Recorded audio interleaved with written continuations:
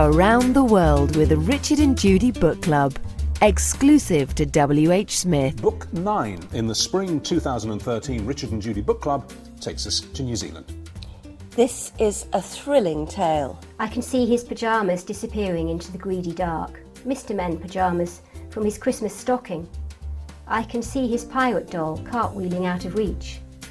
Now, Judy, I know that you avidly follow WHSmith on Twitter. WHSmith.co.uk? I certainly do. Of course you do, my dove, and that's where you keep up with what everybody's saying about our book club. Well, yes, there, and on Facebook /Richard and Judy too.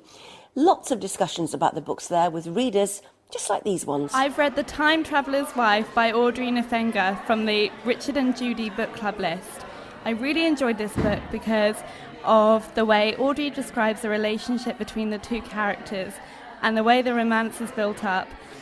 It's a great one for anyone who's into romantic books and loves to see how love can endure any problems. I've read Toast by Nigel Slater. It was recommended to me by a friend who said, "Did you watch the TV programme?" I found it fascinating, not so much the recipes and so on, but the story of this young lad and his sort of coming to terms with his own sexuality. In a sense, it was perhaps the most modern book I'd ever read. I'm more of a traditionalist.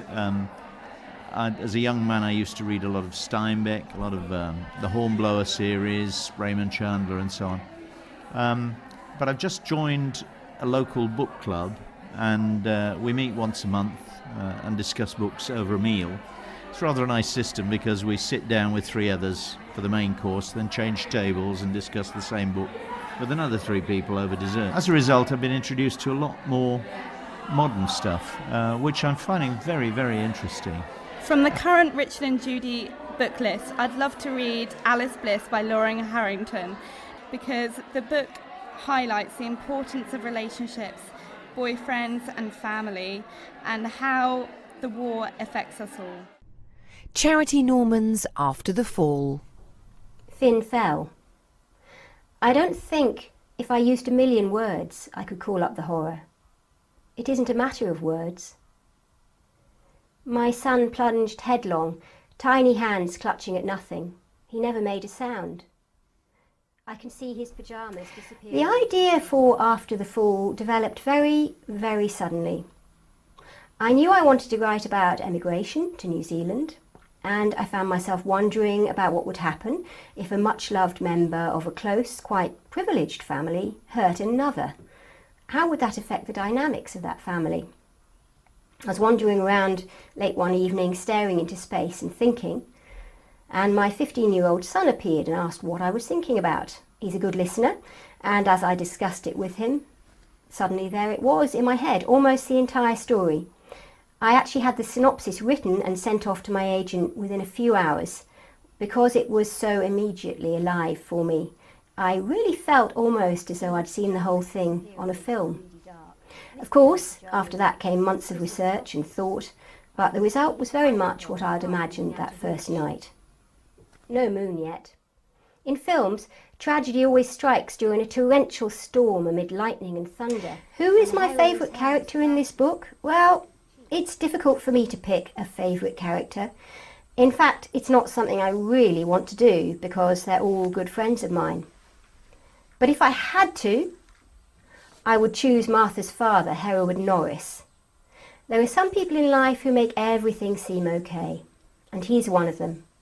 He's calm and wise, and there isn't a shred of self-obsession about him. I wish he lived next door to me, though she's wearing waterproof mascara, so no harm done.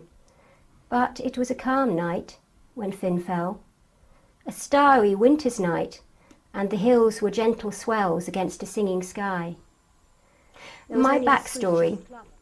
Well, I was born in Uganda, where my father ran a theological college, and my mother taught New Testament Greek. They had 7 children out there, and I was the 7th. I took my first steps in Jerusalem and was brought up in Yorkshire and inner city Birmingham, which was marvellous for a writer, because streams of eccentric people used to knock on our vicarage door. When I was 18, I went to work for Lepra in northern Malawi, and ever since I have never been happier than when exploring somewhere new. I joined the Officers Training Corps at university. That was a bit like the Territorials, to try and fund my constant travelling. I was a terrible, terrible soldier. After a couple of years, the army and I parted company with mutual relief. I met my husband, Tim, a New Zealander, in the Sahara Desert. He and I both had itchy feet. On one journey, we took the Trans-Siberian to Beijing, arriving just before the Tiananmen Square crisis. I worked on a shearing gang in New Zealand, and I've worked as a cleaner in North London. And finally, I settled down and I became a barrister, a job I did for about 14 years, mostly in the northeast, out of York and Newcastle chambers. I specialised in crime and in family law, and it was a wonderful job. I miss it, still to this day, but it was utterly all-absorbing, and suddenly it dawned on me and my husband that our 3 small children barely knew me. That wasn't what we wanted at all, so I abandoned my career, and we sold up and moved across the world to a very rural corner of New Zealand, and that's when I began to write in earnest.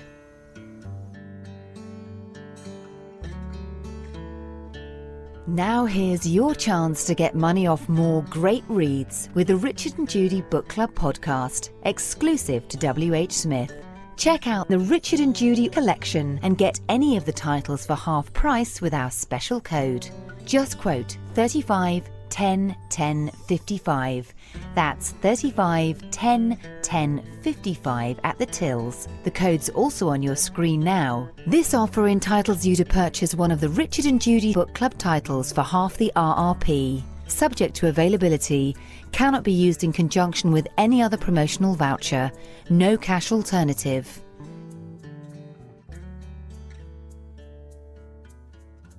Hello, I'm Charity Norman, author of After the Fall. The most influential moment in my writing career, I think it has to be the sunny autumn day years ago that I stopped talking about wanting to write a book and began to do it.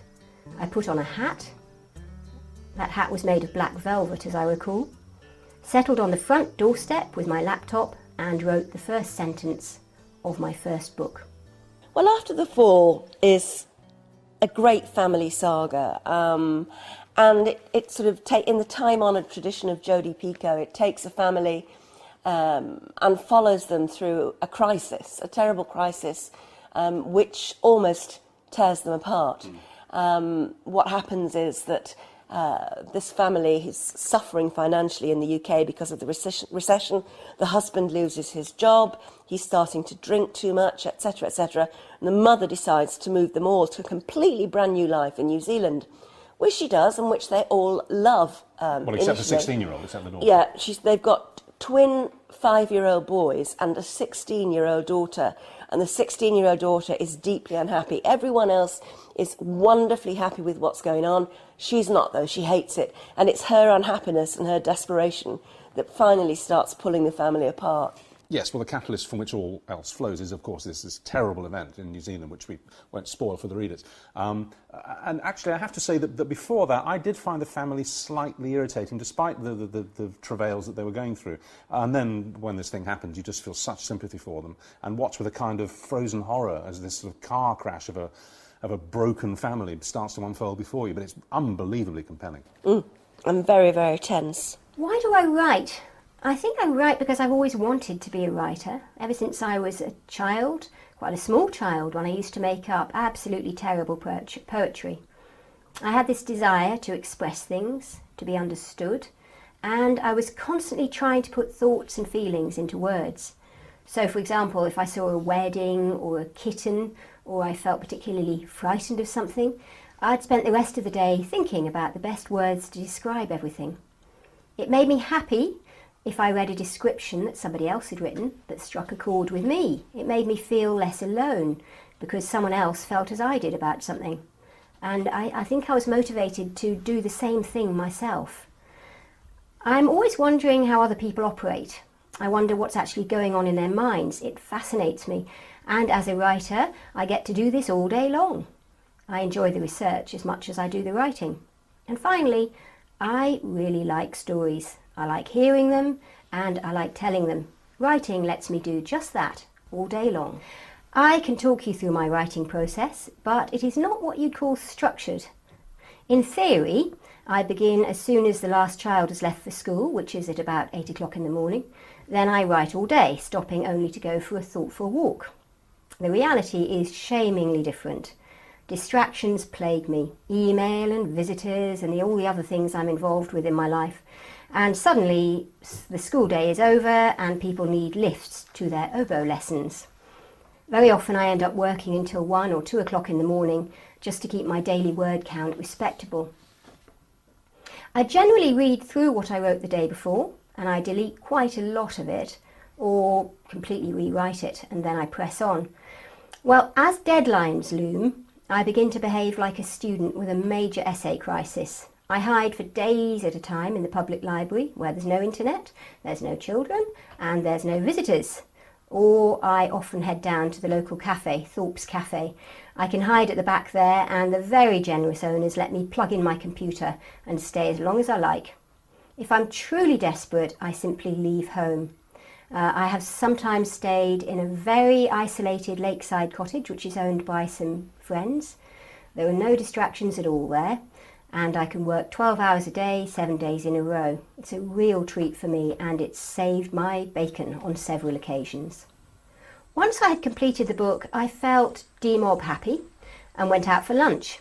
But at the same time I was anxious. I was afraid that Alan and Unwin, who had published my first book, Free and Grace, wouldn't like it at all. I agonised over images of my publisher reading the first page and hurling the whole thing into the bin.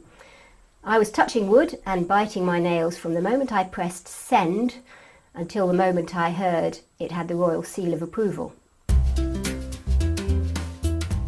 Now, one more book in the spring collection to go. Once I knew I wanted to write about the smallpox epidemic that had broken out in the diamond mines, then I needed to bring my characters to life. It's The Fever Tree by Jennifer McVeigh. An Oxford academic joining the ranks of the book club for our final tome in this series. And, you know, I know a thing or two about being part of the elite, Judy. OK, I'll ask. What do you mean by that, Richard? I was consistently top of my class and no one else came close. Well, that's fantastic. I knew I married well. Hang on. Top of your class in what? Well, home economics, of course. You've seen my buns, my cupcakes, and of course you've been treated to my spectacular Sunday dinners beyond compare. Very true. And now I'm rather peckish. So go and rustle me up something delicious for dinner, please, darling. I certainly will. I'm on my way to the kitchen. Can you finish up here? With pleasure. Join us for a review of The Fever Tree. Until then, you can check out our website. The address is on your screen now. And we'll see you next time. Judy, your dinner awaits. Voilà. Le meilleur haricot et tomates avec pain grillé. Oh, Richard. No one delivers beans on toast like you do. Exclusive videos with our authors on our YouTube channel, youtube.com/officialrichardjudy.